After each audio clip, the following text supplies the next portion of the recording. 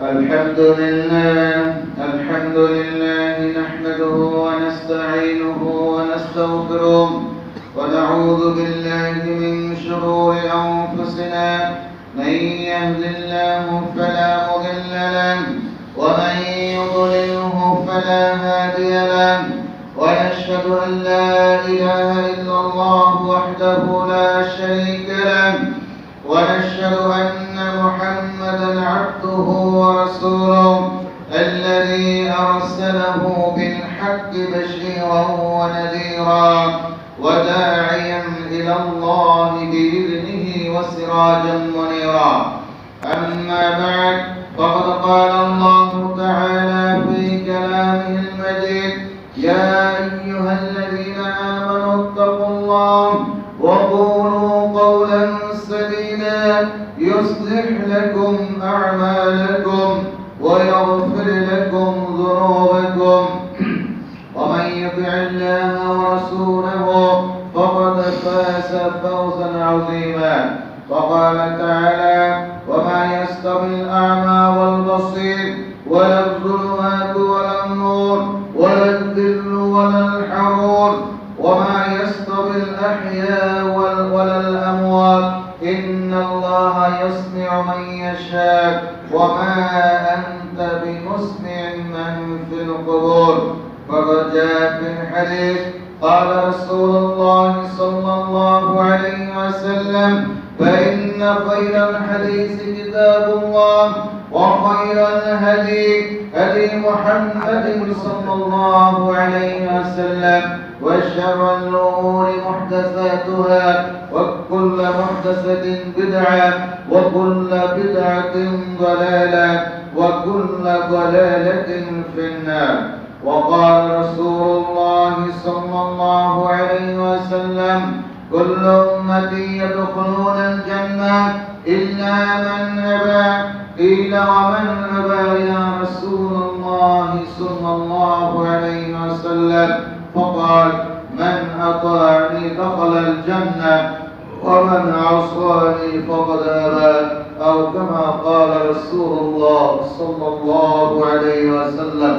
بارك الله لنا ولكم في القرآن العظيم، ونفعنا وإياكم بالآيات الكريمة والأحاديث الشريفة والذكر الحكيم، إنه تعالى جواد كريم بر رؤوف رحيم.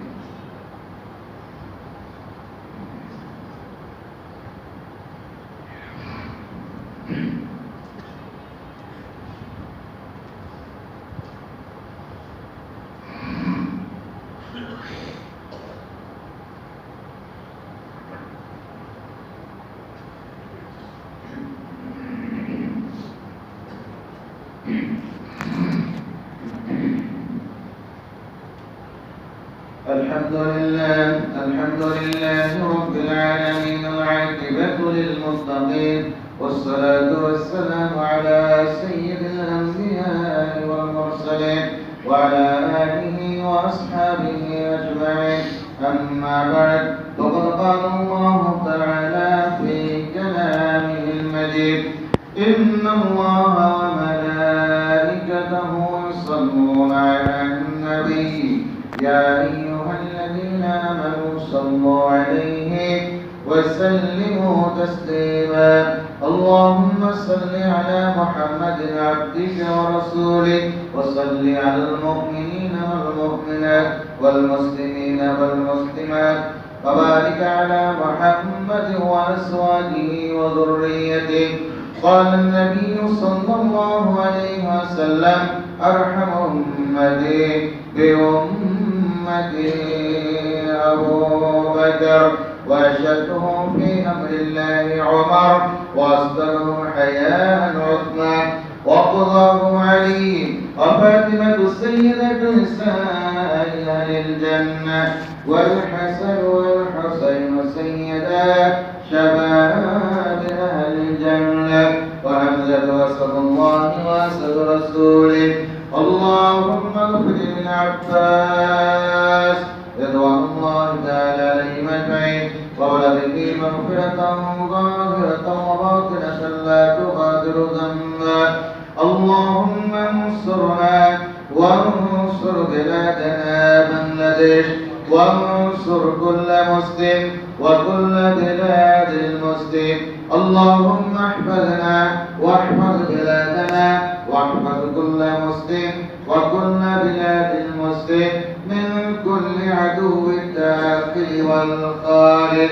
اللهم أعز الإسلام والمسلمين وأذل الشرك والمشركين وأعدائك وأعداء حبيبك ونبيك ورسولك محمد صلى الله عليه وسلم وأعداء القرآن وأعداء الإسلام والمسلمين.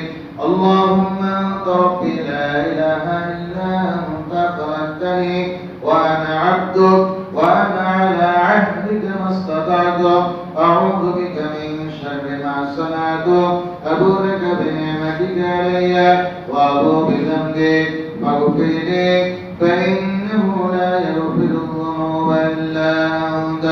ربنا ظلمنا أنفسنا وإن لم تغفر لنا وترحمنا لنكونن من الخاسرين. اذكروا الله يذكركم وادعوه يستجب لكم ولذكر الله تعالى أعلى وأعظم وأكبر.